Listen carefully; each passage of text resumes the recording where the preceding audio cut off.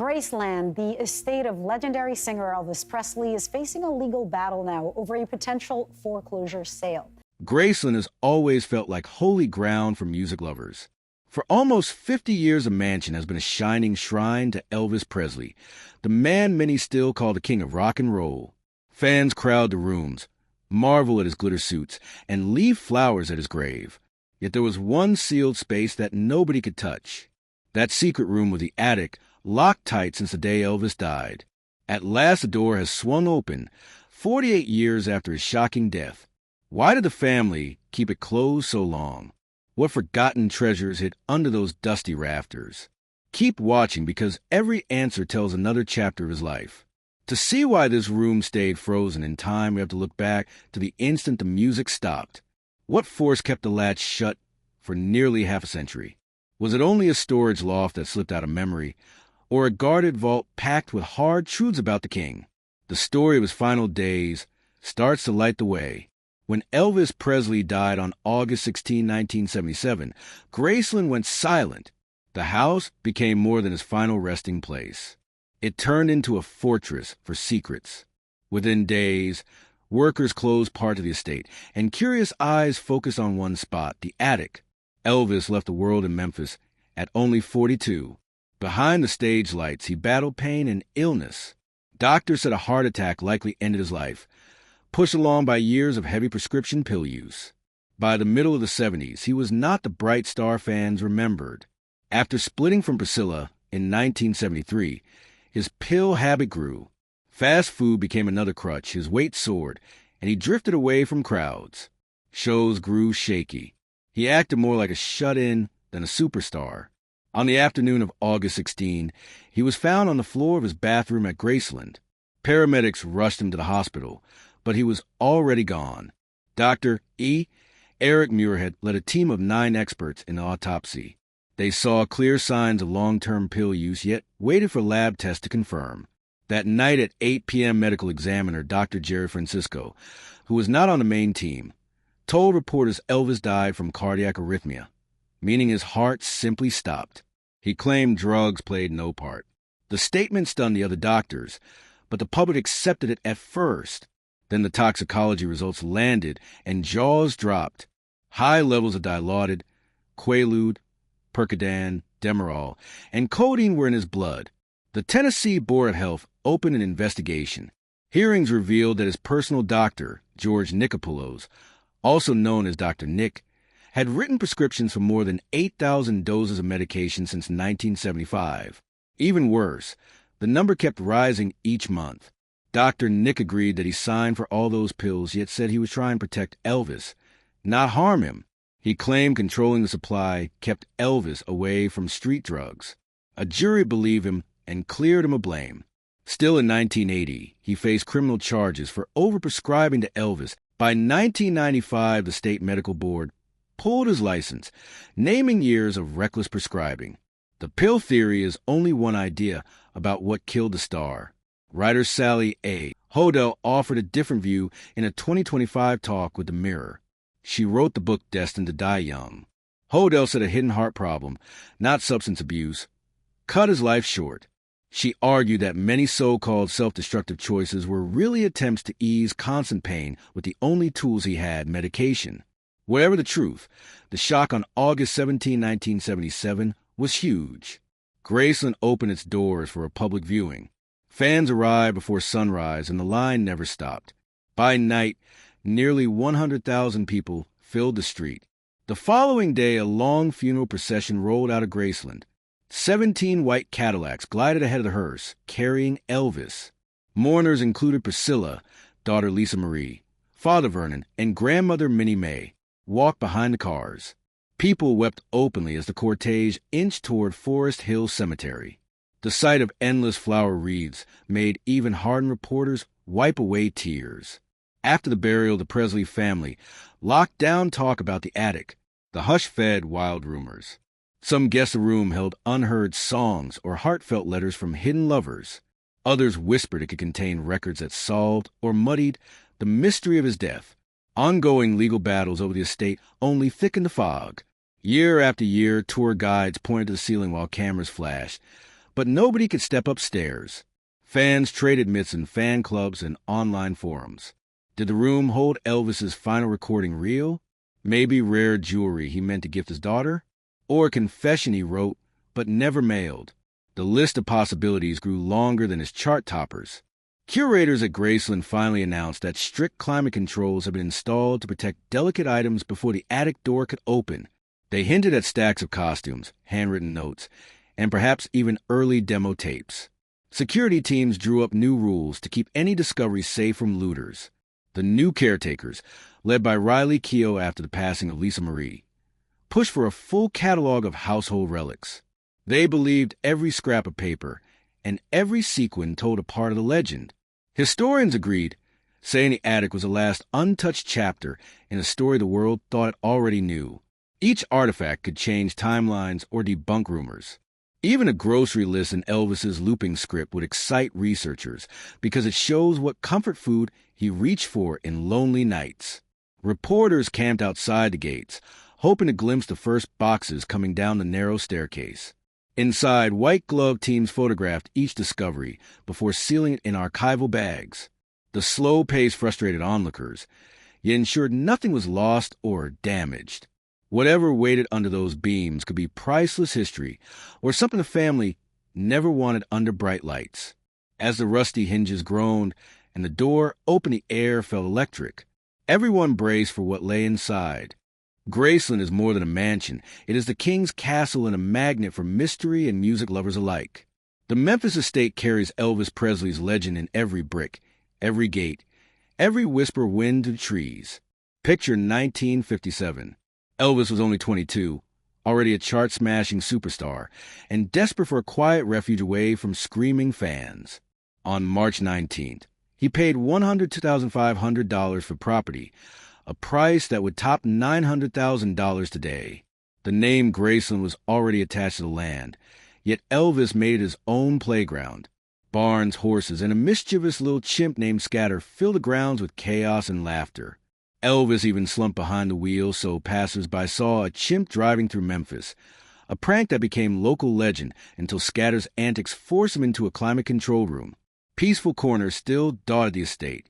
In 1964, Elvis built the Meditation Garden, a quiet nook with white columns, gentle fountains, and bright flowers. He loved to sit there and think, never guessing it would one day hold his grave. Elvis was first buried at Forest Hill Cemetery, beside his adored Mother Gladys.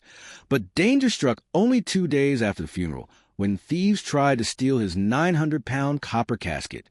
Police caught 3 men, yet the scare convinced the family to move Elvis and his mother back to Graceland for safety. The private second floor became his hidden world.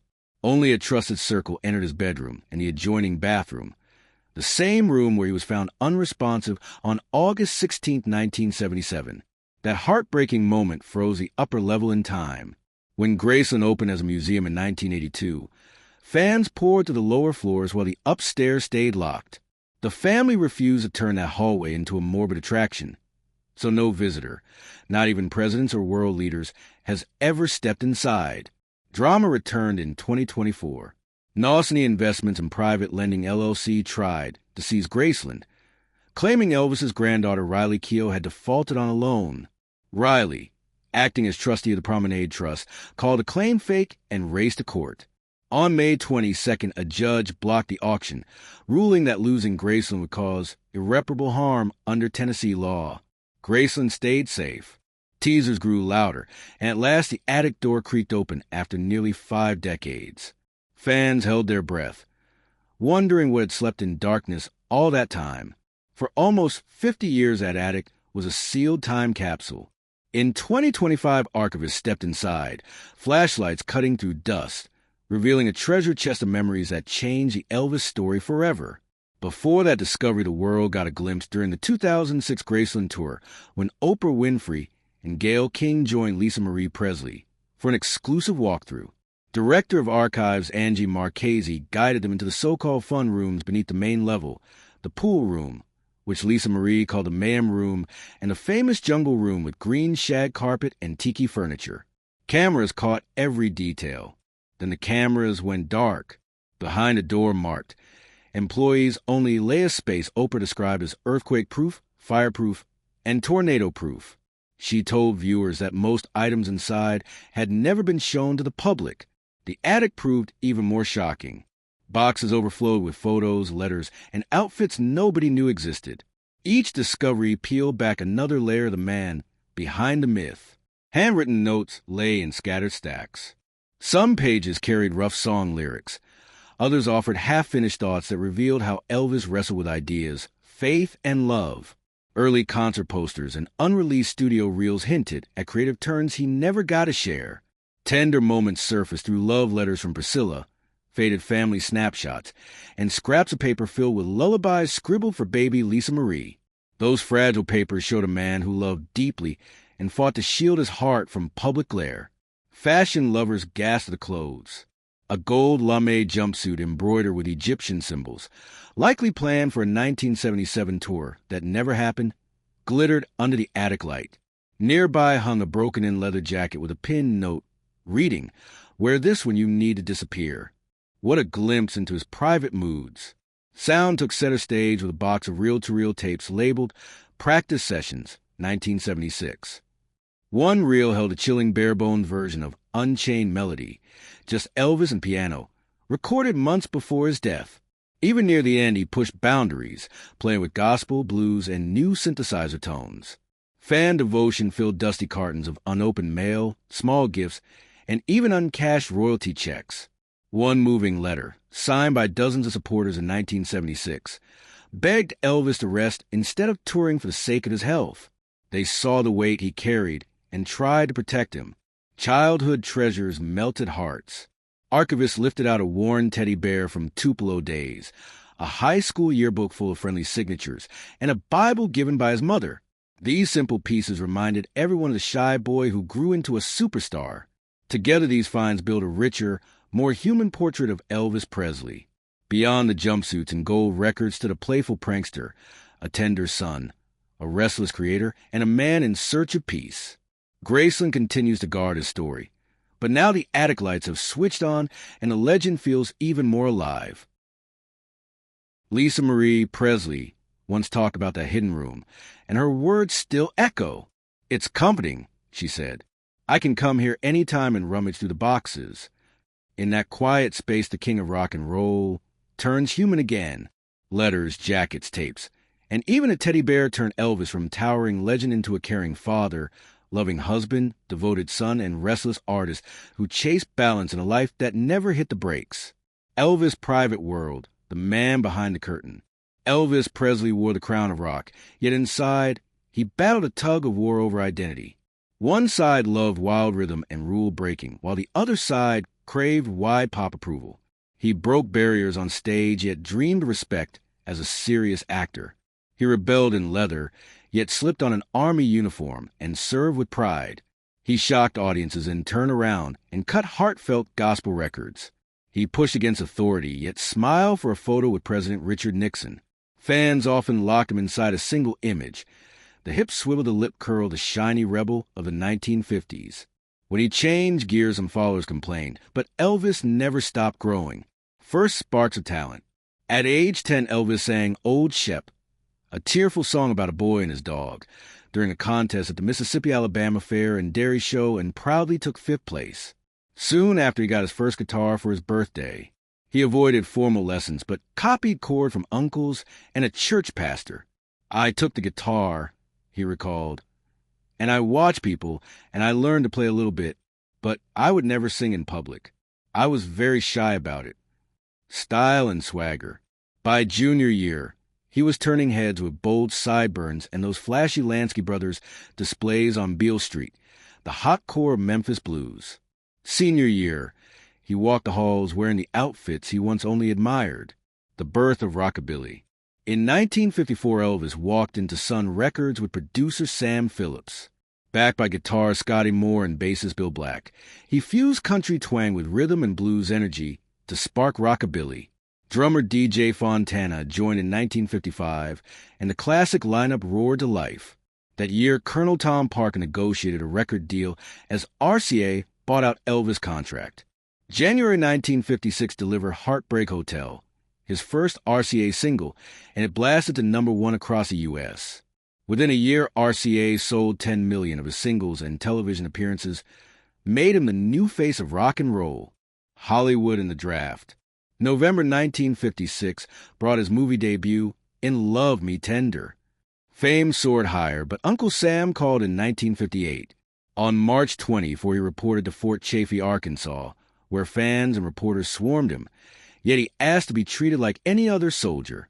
From March to September, he trained hard at Fort Hood, Texas. During a June break, he squeezed in 5 new songs in Nashville. In October, he deployed to West Germany as an armor intelligence specialist with the 3rd Armored Division and climbed to sergeant by early 1960. He donated his army pay to charity, bought televisions for the base, and purchased matching fatigues for his unit. Returned to the spotlight. Back home, Elvis spent much of the 60s filming movies and cutting soundtracks under Colonel Parker's guidance. Critics panned many titles, yet classics such as Jailhouse Rock in 1957, Blue Hawaii in 1961, and Viva Las Vegas in 1964 still thrill fans. Love and family. After more than 7 years of dating, Elvis proposed to Priscilla Beaulieu at Christmas 1966. They wed quietly on May 1, 1967, at the Aladdin Hotel in Las Vegas. Their daughter, Lisa Marie, arrived on February 1, 1968. Elvis felt career frustration that same year, yet roared back with the NBC television special Elvis in December. The broadcast captured 42% of TV viewers and proved the king was alive and kicking. A reviewer in a magazine named John Landau praised the show. There is something magical about watching a man who has lost himself find his way back home. He sang with the kind of power people no longer expect of rock and roll singers. He moved his body with a lack of pretension and effort that must have made Jim Morrison green with envy. Tours and global firsts. The comeback led to sold-out shows, a Las Vegas residency, and lucrative world tours. In 1973, he made history when Aloha from Hawaii became the first solo concert broadcast live around the globe. The Business of Eternity. By 2005, Forbes listed Elvis as a top-earning late celebrity for a 5th straight year with $45 million. He briefly slipped in 2006, then reclaimed the peak in 2007 and 2008. He ranked 4th in 2009, yet in 2010 his estate hit $60 million, his biggest posthumous haul. Mid-2011 counted about 15,000 licensed Elvis products, and he again ranked 2nd among top-earning departed stars. In 2017, he placed 4th with $35 million, an $8 million jump thanks to 2 new Memphis attractions, Elvis Presley's Memphis Entertainment Complex and the luxury guest house at Graceland Hotel. Unmatched record sales. When it comes to music sales, Elvis still sits on the throne. With roughly 500 million records sold worldwide, he remains. Elvis Presley did not just visit one musical style. He conquered them all. Pop country, thunderous rock and roll, blistering rockabilly, smooth rhythm and blues, soaring gospel, even mellow adult contemporary. Every lane bore his stamp of fire. He stacked up trophies faster than anyone. 3 Grammy wins, the Grammy Lifetime Achievement Prize at just 36, and inductions into every major music hall of fame shout his impact loud and clear. The scoreboard of his success still looks unbeatable. He also set records that still stand on global sales charts. With hundreds of millions of records shipped worldwide, his influence crosses borders, languages, and generations. Graceland pulls more than 600,000 visitors each year, proving the pull of his legacy. Crowds gathered outside his mansion for years hoping for a glimpse, and candlelight vigils on every August 16 still draw fans from as far away as Japan, Brazil, and South Africa. The devotion is enormous, and that energy fed the rumor machine even more. He holds the most gold and platinum albums certified by the RIA, the most titles ever placed on the Billboard 200, the highest count of chart-topping albums by a solo act in United Kingdom history, and more #1 singles on UK lists than anyone else. In 2018, the United States capped his glory with the Presidential Medal of Freedom, one of the nation's highest civilian prizes. Yet his legend lives through his flaws, too.